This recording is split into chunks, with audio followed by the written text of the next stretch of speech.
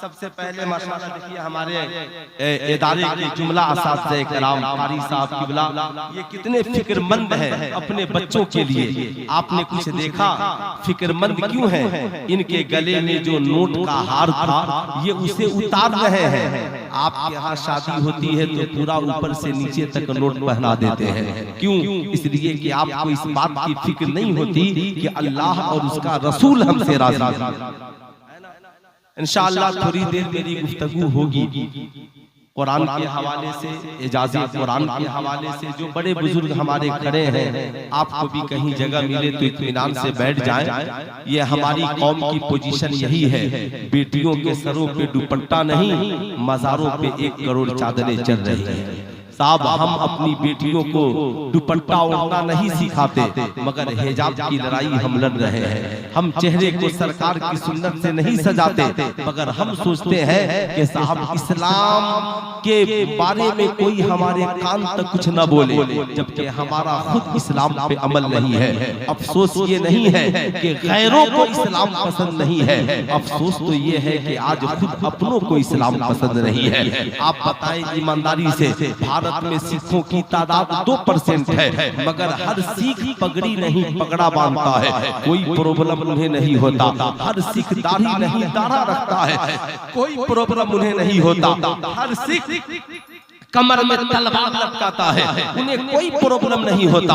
मगर हमारी कौम का कोई नौजवान पगड़ी बांधकर मोटरसाइकिल चलाए, पुलिस वाले कहेंगे पगड़ी उतारिए और हेलमेट पहन करके आप मोटरसाइकिल चलाइए। आप साहब कमर में तलवार नहीं रख सकते। इसकी वजह क्या है? साहब गैर ये जानते हैं कि शायद दाढ़ी रखना सबके लिए जरूरी नहीं है, शायद सर पे अमामा बांधना या सरकार की सुन्नत वाला लिबास पहनना सबके लिए जरूरी नहीं है। नतीजा यही निकला साहब, हमने सरकार की सुन्नत को अपनी सुन्नत से अपने आप को दूर किया। लोग यही समझने लगे कि मुसलमानों को इससे मतलब ही नहीं है। आज मस्जिद बचाने की हमें फिक्र है। सही कहा अल्लामा फिरोजुल कादरी साहब ने। साहब जितने मामला आज हमारे ज़हन में है, ये मसाइल कौन कहता है कि इस्लाम खतरे में है?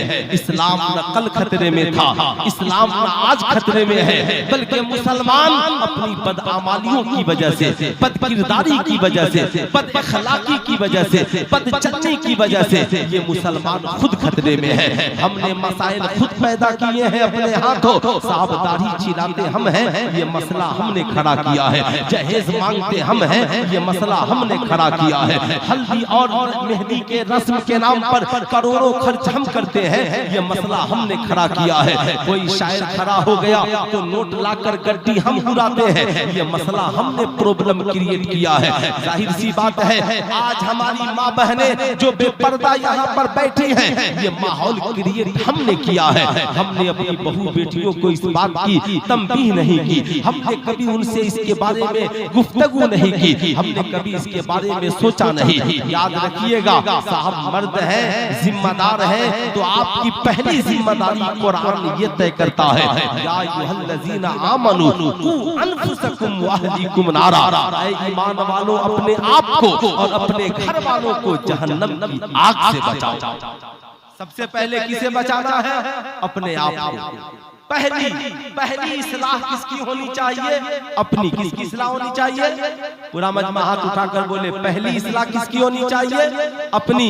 पूरा मत मानिएगा, आज ऊपर से लेकर नीचे तक कोई अपनी इस्लाह के चक्कर में नहीं पड़ा है, सब दूसरों की इस्लाह के चक्कर में पड़े हैं। साहब आपने देखा होगा चाय की होटल में बैठकर खुद सूद खाता है, मगर दूसरों पे कमेंट करता है, खुद रिश्वत लेता है, दूसरों पे कमेंट करता है। आइए मैं आपसे पूछना चाहता हूँ, आज समाज में लोग कहते हैं मौलाना साहब अगर कारी नसीम साहब किबला की बस चले तो डंडा लेकर गांव में निकले और सारे बच्चों को गांव के जितने हैं फजर की नमाज में मस्जिद में घुसा देंगे। मगर साहब अगर हमने उन्हें अख्तियार दे दिया तो, क्योंकि अल्हम्दुलिल्लाह अब्दुल्लाह फारूकी का भी असर हमारे बुजुर्गों में दिखता है, अबू बकर के किरदार का भी असर हमारे बुजुर्गों की जिंदगी में दिखता है, हजरत उस्मान गनी की सखावत का भी असर हमारी जिंदगी में दिखता है। इसलिए इसे याद रखिए। मैं आपसे ये कहना चाह रहा हूँ, दीन के मामले में अपनी औलादों पे सख्त होइए,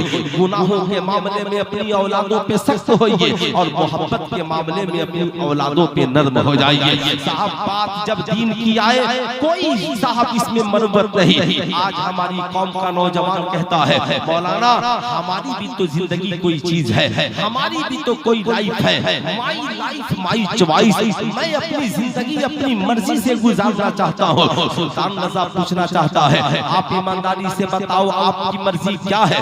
क्या आप जिसे अपना कुछ चुनना चाहते हो, कोई जरूरी है आपके लिए गए जिंदगी में हर फैसले आपके सही हो जाए?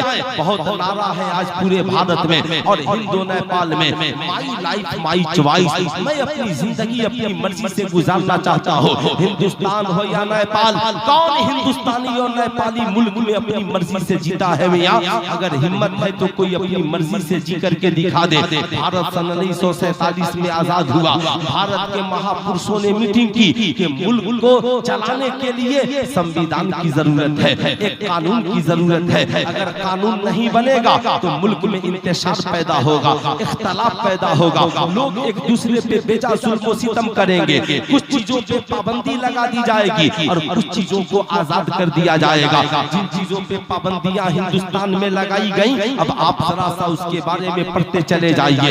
इस बार ये मुल्क आजाद हुआ, पहली पाबंदी लगाई गई, कोई कितना हो बड़ा पोस्ट पर होगा किसी पे जुल्म सितम नहीं कर सकता है, कोई बड़ा अफसर होगा किसी से रिश्वत का बाजार गर्म नहीं कर सकता है, कोई इंसान साहब शादी ब्याह में जहेज नहीं मांग सकता है। इस मुल्क में संविधान बना, कानून बनाया गया कि इंसान नशा नहीं कर सकता है, गाड़ी चलाने वाला शराब नहीं पी सकता है। बिहार के मुख्यमंत्री को जब समझ में आया कि शराब पीने की वजह से बुराइयां फैल रही हैं, तो यहाँ के भारत के विधानसभा में कानून बनाकर पारित किया गया कि बिहार में संपूर्ण रूप से शराब बंद कर दिया जाएगा। अब कोई नेपाल के बॉर्डर से शराब लाएगा, पकड़ेगा जेल जाएगा, जो गांजा लाएगा पकड़ेगा जेल जाएगा, अफीम और ड्रग्स लाएगा पकड़ा जाएगा जेल में जाएगा। जाहिर सी बात है। अब आप जरा सा सोचिए, जब हिंदुस्तान में आप बगैर कानून के नहीं जी सकते, तो जिस अल्लाह ने पूरी कायनात को बनाया है, जिस अल्लाह ने इंसानों को वजूद बख्शा है, जिस अल्लाह ने तुझे बनाया है, पता उसने तेरी जिंदगी जीने के लिए कोई उसूल दिया के नहीं दिया, उसने कोई तरीका दिया के नहीं दिया। हाँ मेरी कौम के नौजवानों, उसी कानून वाली किताब को कुरान कहा जाता है और कानून लाने वाले को आमिना का लाल कहा जाता है। सी बात है। आप साहब, हमारी संविधान की किताब का नाम कुरान है। इस्लाम कुरान से चलेगा, इस्लाम नबी के फरमान से चलेगा, मुसलमान कुरान के मुताबिक जिंदगी गुजारेगा। जाहिर सी बात है, हिंदुस्तान में संविधान सन 1947 के बाद बना कि रिश्वत लेना जुर्म है, विजिलेंस की टीमें छापा मार रही है, पूरा बिहार रिश्वतखोर अफसरों से परेशान हो रहा है। लेकिन आमिना के लाल ने 1450 बरस पहले कहा, हर राशि बल मुर्तशी की लय है माफी नार, रिश्वत लेने वाले और देने वाले दोनों जहन्नम में चले जाए। आप जरा सा इसका तस्वीर कर सकते हैं। अल्हम्दुलिल्लाह साहब, ये कुरान समझिए, ये कुरान वो अजीमुशान किताब है। दुनिया में कुरान का जवाब नहीं है, साहब कुरान का जवाब नहीं है। अल्लाह अकबर। समाज में हर इंसान अपने इल्म के मुताबिक इज्जत पाता है। आज समाज में इज्जत सबको चाहिए, वकार सबको चाहिए, मर्द हो, औरत हो, बच्चा हो, बूढ़ा हो, जवान हो, इज्जत सबको चाहिए। मगर इज्जत मिलेगी कैसे, वकार मिलेगा कैसे, लोग आपका रिस्पेक्ट करेंगे कैसे? कुरान कहता है उतुल इल्म दर्जात, जो पढ़ेगा उसके रुतबे को बढ़ा दिया जाएगा, जो तालीम हासिल करेगा उसके रुतबे को बढ़ा दिया जाएगा। आज समाज में कुछ गंवार लोग कहते हैं मौलाना पढ़ लिख कर क्या होगा। मैं कहना चाहता हूँ, मतलब क्या कहना चाहते हो? कहा हाफिज साहब तो गरीब के गरीब ही रह गए, कारी साहब गरीब के गरीब ही रह गए, मुफ्ती साहब गरीब के गरीब ही रह गए। अरे पगला, इल्म का मतलब दौलत हासिल करना नहीं, बल्कि इल्म का असल मकसद ईमान अकीदे की हिफाजत के साथ समाज का अच्छा इंसान बन जाना है। बेटा है तो बाप का वफादार बन जाए, माँ का वफादार बन जाए, बेटी है तो बेटी है तो माँ बाप का वफादार बन जाए, बीवी है तो शौहर का वफादार बन जाए, बच्चे समाज का एक अच्छा इंसान बन जाए। मैं पूछना चाहता हूँ, एक हाफिज कुरान के पास ठीक है दौलत नहीं है, एक आलिम दीन के पास बहुत बड़ा सरमाया नहीं है, वक्त के एक बड़े आलिम के पास बहुत बड़ी हवेली और बिल्डिंग नहीं है, मगर उसके पास जो दौलत है भारत के सारे अमीरों की दौलत एक तरफ और उसके सीने में जो कुरान महफूज है ये दौलत एक तरफ। रखिएगा जिंदगी में इन बातों को। कौन कहता है? कुरान कहता है हल यस्तविल लजीना यालमून वल लजीना ला यालमून। तुम क्या समझते हो पढ़े लिखे और जाहिल दोनों बराबर हैं? ऐसा नहीं हो सकता, बल्कि अल्लाह ने इल्म वालों के रुतबे को बढ़ा दिया है। माशाअल्लाह माशाअल्लाह। हजरत अल्लामा मौलाना डॉक्टर मुसव्वी रजा साहब किबला भी तशरीफ ले आए है ना, सुबह के इस बादे शहर में। माशाअल्लाह माशाअल्लाह माशाअल्लाह, यही मौलाना मुसव्वीर साहब है, पहचान लीजिए। इंशाअल्लाह मेरे बाद आप इनकी खूबसूरत किताब से मुस्तफीज होंगे। मैं ये अर्ज कर रहा था, मियां ये कुरान है, कुरान आपने देखा हर इंसान समाज में अपने इल्म के मुताबिक इज्जत पाता है। डॉक्टर अपने इल्म के मुताबिक, इंजीनियर अपने इल्म के मुताबिक, प्रोफेसर अपने इल्म के मुताबिक। ऐसा नहीं होता डॉक्टर की जगह इंजीनियर को रख दिया जाए, इंजीनियर की जगह MA पास को रख दिया जाए, MA पास की जगह BA वाले को रख दिया जाए, BA पास की जगह साहब इंटर पास को रख दिया जाए, मुफ्ती की जगह आलिम को रख दिया जाए, आलिम की जगह हाफिज को रख दिया जाए। हर इंसान अपने इल्म के मुताबिक इज्जत पाता है। अच्छा साहब, हर इंसान जो इल्म पढ़ना चाहता है उसके लिए किताबें अलग अलग है, डॉक्टर के लिए किताबें अलग है, इंजीनियर के लिए किताबें अलग है, BA पास के लिए किताबें अलग है, इंटर पास के लिए किताबें अलग है, मैट्रिक पास के लिए किताबें अलग है। मगर मैं आपसे पूछना चाहता हूँ, दुनिया में कोई ऐसी किताब लेकर आइए मैट्रिक में पढ़ने वाला भी उसे पढ़ता हो, इंटर में पढ़ने वाला भी उसे पढ़ता हो, BA में पढ़ने वाला भी उसे पढ़ता हो, वक्त का डॉक्टर इंजीनियर प्रोफेसर भी उसे पढ़ता हो, वक्त का आलिम मौलाना मुफ्ती और हाफिज और कारी भी उसे पढ़ता हो, औरत भी पढ़ती हो, मर्द भी पढ़ता हो, बच्चे भी पढ़ते हो, बूढ़े भी पढ़ते हो, बीवी भी पढ़ती हो, शौहर भी पढ़ता हो, पीर भी पढ़ता हो, मुरीद भी पढ़ता हो, इमाम भी पढ़ता हो, मुक्तदी भी पढ़ता हो, गरीब भी पढ़ता हो, अमीर भी पढ़ता हो। साहब दुनिया में कोई ऐसी किताब ले आइए, किताब एक हो, हिंदुस्तानी भी पढ़ते हो, नेपाली भी पढ़ते हो, पाकिस्तानी भी पढ़ते हो, फ्रांसीसी भी पढ़ते हो, चाइनीज भी पढ़ते हो, जापानी भी पढ़ते हो। आप कहेंगे मौलाना ऐसी कौन सी किताब है? हाँ मियां, ऐसी कोई किताब इंग्लिश में नहीं है, ऐसी कोई किताब संस्कृत में नहीं है, ऐसी कोई किताब हिंदी में नहीं है। हाँ उस अजीम किताब का नाम जो सब पढ़ते हैं उस किताब को कुरान अजीम कहा जाता है, उस किताब को कलामे इलाही कहते हैं, उस किताब को कुरान मुकद्दस कहते हैं। हाँ ये कुरान है। मैट्रिक में पढ़ने वाला भी पढ़ रहा है, इंटर में पढ़ने वाला भी पढ़ रहा है, BA में पढ़ने वाला भी पढ़ रहा है, साहब MA में पढ़ने वाला भी पढ़ रहा है। मैंने देखा एक साइंटिस्ट उठाकर कुरान की तिलावत कर रहा है। मैंने कहा साहब खैरियत, आप कुरान क्यों पढ़ रहे हैं? कहा मौलाना साहब ये कुरान ही तो है जिसने सबसे पहले दुनिया में रिसर्च का दरवाजा खोला। अगर कुरान नहीं होता तो हम साहब रिसर्च को कंप्लीट नहीं कर पाते, हम साहब हम उस मकाम तक नहीं पहुंच पाते जहां तक हमें पहुंचना चाहिए था। ये कुरान है जिसने हमें वहां पहुंचाया है। मैंने कहा फिर बताइए, कहता है अल्लाह कुरान में फरमाता है बोले कमी माइन दाफिक यखरुजु बैन सुल्बि व तराइब, हमने इंसान को उछलते हुए पानी से पैदा किया है। ये पानी मर्द के रीढ़ की हड्डी से और औरत के सीने के दरमियान से निकलता है। खलकल इंसान फी हसनी तक़वीम, हमने इंसान को सबसे ज्यादा खूबसूरत बनाया है। ये कुरान ही है जिसने इंसान की जिंदगी को समझाया और कहा मिनहा खलकनाकुम व फीहा नुईदुकुम व मिनहा नुखरिजुकुम तारतन उखरा। ए हुस्न जमाल पे तकब्बुर करने वाला, गुरूर करने वाला, बड़े बड़े महलों में उतराने वाला, ये तेरी जवानी और जिंदगानी बड़ी छोटी है। याद रखना तेरा रब उसने तुझे इसी मिट्टी से बनाया है, फिर हम तुझे इसी मिट्टी में डाल देंगे, फिर इसी मिट्टी से उठाएंगे। कुरान वही है मगर साइंटिस्ट अपने मकसद के लिए पढ़ रहा है।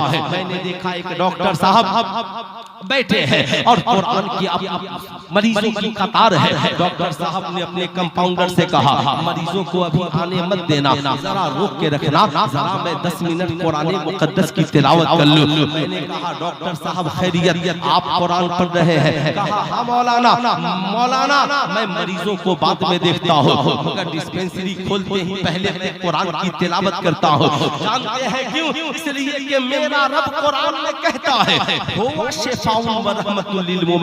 ये कुरान ईमान वालों के लिए शिफा और रहमत है। अल्लाहु अकबर। मैं इसलिए कुरान पढ़ के दवाइयाँ लिखता हूँ ताकि दवाइयाँ लिखता जाऊँ, कुरान की तिलावत की बरकत से मरीज शिफा पाते चले जाएं। अल्लाहु अकबर। कुरान वही है मगर डॉक्टर अपने मकसद के लिए पढ़ रहा है। मैंने देखा मुफ्ती साहब दारुल इफ्ता में कुरान पढ़ रहे हैं। कहा हाँ मैं इसलिए कुरान पढ़ रहा हूँ ताकि कुरान पढ़कर लोगों को दीन सिखाऊंगा। मैंने देखा हाफिज साहब दरसगाह में खूब कुरान पढ़ा पढ़ रहे हैं। मैंने कहा बच्चों इतना कुरान पढ़ रहे हो? कहा मौलाना महीना शाबान का है, रमजान सर पर है, नमाज तरावी में मुझे कुरान की तिलावत करनी है, इसलिए हम कुरान को याद कर रहे हैं। मैंने देखा एक बूढ़ी माँ घर में बैठकर कुरान की तिलावत कर रही है, आंखों की रोशनी बड़ी कम है, चश्मा ऊपर नीचे करके कुरान पढ़ रही है। अम्मा जी इस बुढ़ापे में आप कुरान पढ़ रही हैं? कहा मौलाना हाँ मैंने सुना है जिस घर में कुरान की तिलावत होती है उस घर से शयातीन भाग जाया करते हैं, उस घर में खुदा की रहमत का नुज़ूल होता है। इसलिए इस घर में मेरे बच्चे रहते हैं, मेरा पोता पोती, मेरी बहू, मेरे घर वाले रहते हैं, इसलिए मैं रोजाना कुरान की तिलावत करती हूँ ताकि मेरे घर में खुदा की रहमत का नुज़ूल हो जाए। मैंने देखा साहब कुरान एक है। मैंने देखा एक बच्चा कब्रिस्तान में खड़ा है और बाप की कब्र पे कुरान की तिलावत कर रहा है। शहजादे खैरियत आप कब्रिस्तान में कुरान पढ़ रहे हो? कहा हाँ मौलाना दुनिया में जितनी किताबें हैं वो सब जिंदा लोगों के लिए है, मैथ जिंदा के लिए, उर्दू जिंदा के लिए, हिंदी जिंदा लोगों के लिए, दुनिया में जितनी किताबें हैं सब जिंदा लोगों के लिए है, मगर ये कुरान है जिंदा पढ़े तो हिंदुस्तान में कामयाब होता है, मुर्दा पढ़े तो मुर्दों के नाम से पढ़ दो तो मुर्दे कब्रिस्तान में कामयाब हो जाते हैं। किताब तो एक ही है, जिंदों को भी काम आ रहा है, मुर्दों को भी काम आ रहा है। मैंने देखा समाज का एक अनपढ़ और जाहिल शख्स गुस्ल करके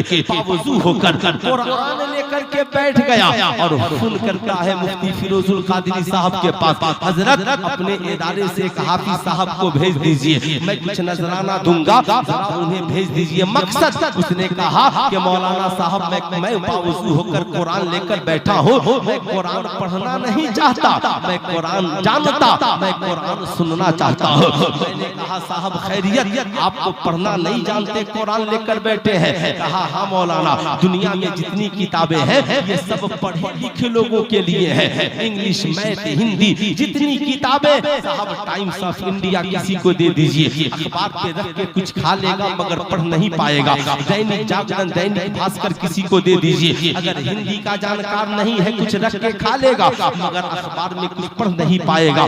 लेकिन अल्हम्दुलिल्लाह साहब ये शख्स जाहिल है मगर लेकर कुरान बैठा है, कहता है मौलाना दुनिया में जितनी किताबें हैं ये सब पढ़े लिखे लोगों के लिए है, मगर ये कुरान है पढ़ा लिखा पढ़ता है तो मुफस्सिर बन जाता है, आलिम बन जाता है, हाफिज बन जाता है, कारी बन जाता है, और अनपढ़ जाहिल पढ़ना नहीं आता सुन लेता है तो मोहब्बत से जन्नतुल फिरदौस में चला जाता है। कुरान एक है, पढ़ा लिखा पढ़कर कामयाब होता है, अनपढ़ जाहिल मोहब्बत से सुनकर कामयाब हो जाता है, प्यार से देखकर कामयाब हो जाता है। हाँ हाँ वो किताब आज किस मुसलमान के घर में नहीं है? बताइए सबके घरों में कुरान है कि नहीं है? जरा हाथ उठाइए कितने लोगों के घरों में कुरान है? माशाअल्लाह सबके घरों में कुरान है। आप ईमानदारी से बताएं, आज हमारे घरों में कुरान है मगर कुरानी तालीमात हमारी जिंदगी में नहीं है। कुरान की बातें हमारी जिंदगी में नहीं है। कुरान का अहकाम हमारी जिंदगी में नहीं है। आज कुरान कहाँ नहीं है मियाँ, लेकिन आज मियाँ अफसोस है, एक मीडिया वाला एक पढ़े लिखे डॉक्टर से इंटरव्यू लेने लगा।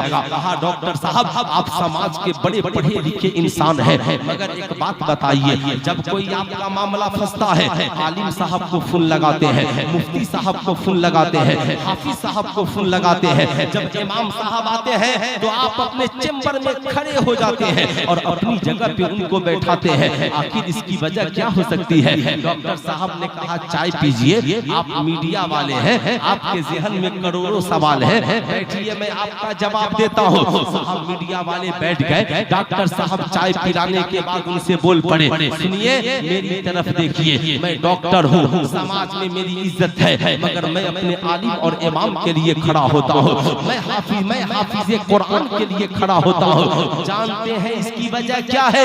इसकी वजह यह है कि मैं डॉक्टर बना हूँ या मेरा कोई भाई इंजीनियर और प्रोफेसर बना है, तो हम दुनिया के इंसानों की लिखी हुई किताबों को पढ़कर डॉक्टर इंजीनियर बने हैं, मगर जो हमारा इमाम बना है ये अल्लाह की नाजिल करदा किताब कुरान को पढ़कर आलिम दीन बना है, हदीस मुस्तफा को पढ़कर आलिम दीन बना है। हमारा जो इमाम बना है ये कुरान को याद करके हाफिज कुरान बना है। सुनो, ये मुझसे रुतबे में इसलिए पढ़ा नहीं कि इसकी ये खूबसूरत है, हैंडसम है, इसकी पर्सनालिटी अच्छी है, ये मालदार है, ये दौलतमंद है, बल्कि ये मुझसे रुतबे में इसलिए बड़ा है कि इसके पास कुरान की तालीम है, इसके पास हदीस मुस्तफा की तालीम है। कुरान की तालीम ने आलिम के रुतबे को बढ़ा दिया है, कुरान की तालीम ने हाफिज कुरान के रुतबे को बढ़ा दिया है। अल्लाहु अकबर। मियां याद रखिएगा, जिंदगी में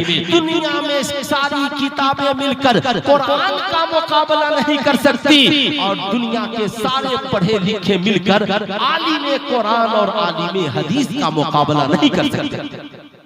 अब आप जरा सीने पे याद रखें, आज हमारी जिंदगी का साथी कौन है? क्या कुरान है? क्या हमने अपनी जिंदगी का साथी किताबों को बनाया? चचा अरे बैठ जाइए, है ना, अब तो दो चार बातें काम की होने वाली हैं, घर भी लेकर जाइएगा ना तो हो सकता है औलादों के काम आ जाए, है ना।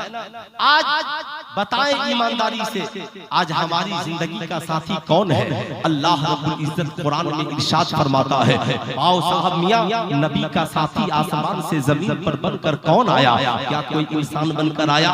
क्या कोई फरिश्ता बनकर के आया? अल्लाह कुरान में फरमाता है, कद जाअकुम मिनल्लाहि नूरुम व किताबुम मुबीन, तहकीक के आ गया तुम्हारी जानिब अल्लाह की तरफ से नूर और एक रोशन किताब, यानी नबी का साथी जो आसमान से जमीन पर बनकर आया वो इंसान नहीं, कुरान बनकर आया। कौन बनकर आया? पूरा मजमा हाथ उठा करके बोले, कौन बनकर आया?